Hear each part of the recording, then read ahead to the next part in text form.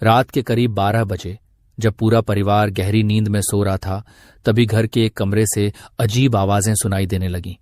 ये आवाजें सुनकर राहुल जाग गया और फिर उसने देखा कि उसके पास वाले मां के कमरे से अजीब तरह की आवाजें सुनाई दे रही हैं। आवाजें ऐसी थीं जैसे किसी को अजीब तरह का सुख का अनुभव हो रहा हो। फिर राहुल धीरे धीरे उस कमरे की ओर बढ़ते हुए सोचने लगा कि इतनी रात को जब पूरा घर सो रहा है, तब आखिर मां क्या कर रही है। फिर कमरे के एक किनारे पर खिड़की थी, तो राहुल ने झुककर खिड़की से अंदर की तरफ देखा तो उसकी हालत खराब हो गई। उसने देखा कि गीता देवी यानी उसकी मां बिस्तर पर आपत्तिजनक अवस्था में थी और उसके हाथ में एक बैंगन था। वह उस बैंगन का ऐसा इस्तेमाल कर रही थी कि कोई सोच भी नहीं सकता। ये दृश्य देखकर राहुल हकबका रह गया। उसके अंदर फिर हबसी शैतान घुसने लगा। उस दृश्य को देखकर राहुल को खूब मजा आने लगा। फिर वह वापस अपने कमरे में चला गया, लेकिन उस रात उसे नींद नहीं आई। उसके मन में यह दृश्य गहराई तक बैठ चुका था। फिर थोड़ी देर बाद जब बर्दाश्त से बाहर हुआ तो वह अपने मां के कमरे में जाता है। फिर मां और बेटा एक दूसरे के आगोश में खो जाते हैं और उन दोनों के बीच वह सब होता है जो शायद नहीं होना चाहिए था। तभी उसके पति यानी राहुल का पिता चुपके से दोनों को देख लेता है। फिर उस वक्त उसके दिमाग में हजारों सवाल आ रहे थे। तभी उसके पिता के चेहरे पर एक मुस्कान आती है, क्योंकि पिता ने मन ही मन कुछ प्लान बना लिया था और वह ऐसा कुछ करने वाला था जो आप सोच भी नहीं सकते, और ना ही वह उसके बेटे ने सोचा था। तो दोस्तों, आगे बढ़ने से पहले आप लोगों से मेरी छोटी सी रिक्वेस्ट है, वीडियो को लाइक करके चैनल को सब्सक्राइब कर लें। तो दोस्तों, यह घटना गुजरात के वडोदरा की है। वडोदरा में 3 लोगों का एक परिवार रहता था, जिसके मुखिया का नाम राजेश था, जिनकी उम्र थी 50 साल, और उनकी पत्नी गीता देवी, जिसकी उम्र लगभग 35 साल के आसपास थी, और उनका बेटा जिसकी उम्र 22 साल थी। पति पत्नी की उम्र में काफी डिफरेंस था। जो राजेश था वह उम्र के ऐसे पड़ाव पर था जहां पर सारी चीज चाहकर भी वह कुछ भी नहीं कर सकते थे। इसलिए जो उसकी पत्नी थी वह अपनी शारीरिक जरूरतें पूरी नहीं कर पा रही थी, और पति से वह सुख न मिलने के कारण इनकी आग और बढ़ती जा रही थी। एक दिन इनका लड़का बाहर से घर आता है और सब लोग खुश थे, लेकिन यह बात किसी को नहीं पता थी कि उसकी जो मां है इसके अंदर बहुत सारे अवगुण भी हैं। राजेश को यह बात पता रहती है कि यह किस किस्म की औरत है, लेकिन वह चाहकर भी कुछ नहीं कर पाते थे। एक दिन की बात है, रात के लगभग 12 बजे के आसपास बेटे राहुल को वॉशरूम लगती है, तो वह उठता है और चुपके से दरवाजा खोलता है और घर में ही बाथरूम बना होता है, उस बाथरूम में जाकर आता है। और जब वह वापस आता है तो उसको पास वाले मां के कमरे से अजीब तरह की आवाजें सुनाई देती हैं। आवाजें ऐसी थीं कि जैसे किसी को बहुत बड्ढी सुख का अनुभव हो रहा हो। राहुल धीरे धीरे उस कमरे की ओर बढ़ते हुए सोचने लगा कि इतनी रात को जब पूरा घर सो रहा है, तब आखिर मां क्या कर रही है। फिर कमरे के एक किनारे पर खिड़की थी जिसमें हल्की सी दरार थी, तो राहुल ने झुककर खिड़की से अंदर की तरफ देखा तो उसकी हालत खराब हो गई। उसने देखा गीता देवी यानी उसकी मां बिस्तर पर आपत्तिजनक अवस्था में थी और उसके हाथ में एक बैंगन था। यह दृश्य देखकर राहुल हकबका रह गया। फिर उसके मन में भी हबसी शैतान घुसने लगा। उस दृश्य को देखकर राहुल को खूब मजा आने लगता है। उसके बाद वह जाकर बिस्तर पर लेट जाता है। अब उसको नींद नहीं आ रही होती है। अब उसके मन में अनेक प्रकार के विचार आ रहे थे। वह खुली आंखों से सपने देख रहा था। इसी तरह लगभग 1 घंटे का वक्त बीत जाता है। 1 बजे के आसपास अचानक से दरवाजा खटखटाने की आवाज आती है, तो वह सोचता है कि इतनी रात को कौन है। फिर वह दरवाजा खोलता है और देखता है कि उसकी मां एक ब्लैक कलर की बढ़िया सी नाइटी पहन के आई है। तभी उसकी मां उससे पूछती है कि क्या हुआ, नींद नहीं आ रही है क्या। तो वह कहता है, नहीं मां, अभी उठा था वॉशरूम के लिए, नींद आ रही है, अभी बस कुछ सोच रहा था, दिमाग थोड़ा सा टेंशन में है। फिर उसकी मां बैठ जाती है और बैठने के बाद एक दूसरे से बातें करने लगते हैं। बातें करते करते कुछ इस कदर बातें होने लगती है कि लगता ही नहीं कि यह मां है और यह बेटा है। वह राहुल को खुल के सारी बात बताती है कि तुम्हारे जो पिताजी हैं किसी काम के नहीं है, उनकी वह अवस्था हो गई है, और तुम मेरी भी उम्र देख ही रहे हो, तो कभी कभी इच्छाएं होती हैं और इच्छाओं को पूरी करने के लिए हमें किसी और चीज का सहारा लेना पड़ता है। तब राहुल कहता है कि जो तुम कह रही हो हम सब देख लिए थे, यही मैं सोच रहा था, और इसी वजह से मुझे नींद नहीं आ रही थी। अब दोनों धीरे धीरे एक दूसरे से बात करते हैं। बात करते करते बात एक दूसरे को छूने तक को भी आ जाती है। और जब राहुल की माँ राहुल को छूने लगती है, हालांकि राहुल पहले से ही विचलित था और ये सब करते देखकर वह ज्यादा विचलित हो जाता है। वह बिल्कुल कंट्रोल के बाहर हो जाता है और वह दोनों संबंध बनने लगते हैं। जो उसका पिता होता है वह बेखबर अपनी दुनिया में सोता रहता है।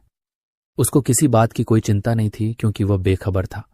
अब जो है इन दोनों के बीच 2 बजे तक संबंध बनता है और फिर राहुल की माँ गीता वहां से चली जाती है। उस दिन दोनों को बहुत आनंद मिलता है। इसकी माँ जो है बहुत प्रसन्न थी क्योंकि आज बहुत दिनों के बाद उसको वह सब मिला था जो उसको चाहिए था। अब उसके बाद सुबह होती है और तीनों लोग एक साथ बैठकर चाय पीते हैं, लेकिन गीता की जो तिरछी निगाह थी वह बेटे की तरफ ही थी। ये दोनों इशारों इशारों में बहुत कुछ बातें कर रहे थे। फिर जब दिन में गीता का पति राजेश काम पर चला जाता है तो वह दोनों लोग दिन में भी संबंध बनाने लग जाते हैं। अब दिन में और रात में ये दोनों संबंध बनाने लगे थे। एक दिन राहुल बाहर कमाने जाने के लिए कहता है, लेकिन जो उसकी माँ होती है वह उसको रोक लेती है और कहती है, जैसे इतने दिन रुके हो, अभी 1-2 दिन और रुक जाओ। राहुल ने गीता की बात मान ली क्योंकि अब इसको भी मजा आ रहा था। ये अभी शादीशुदा तो था नहीं और इसकी उम्र ऐसी थी कि ये रुक गया। अब रात को फिर वही खेल शुरू हुआ। दोनों ने लगभग 12 बजे के करीब कार्यक्रम शुरू कर दिया।